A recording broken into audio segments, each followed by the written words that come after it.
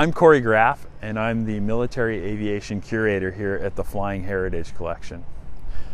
This is a T-34-85. It's a Soviet-built Russian battle tank, medium battle tank. It was built at the end of World War II. It had a crew of 4 or 5, usually 5.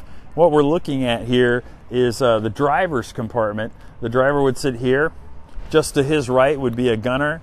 Usually you'd have a commander that would sit on a little jump seat that's up in the cupola up above. And then you'd have a couple of loaders, people operating the gun towards the back of the tank. The tank is actually quite small inside.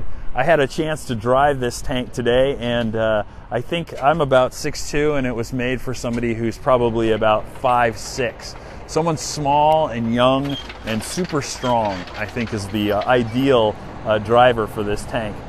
So you sit in here, and your head hits up on this armor up above, and your knees are packed up against your chest, and you've got a throttle on the floor and by hand on your right side, as well as a stick shift.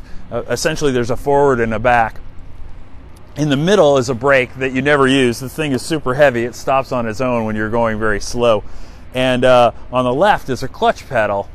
And then you have these 2 big handles, and you pull them back and forth, and what that does is slows down one of the tracks as you're moving forward.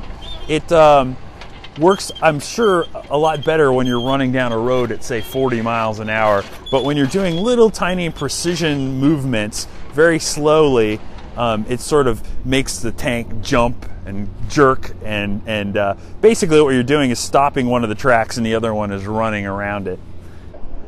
So this tank is painted white because they came from the factory green, but when they were operating in the winter time on the Eastern Front and it was snowy, if the crew could get a hold of whitewash, they would paint them white so they blended in with the snow better.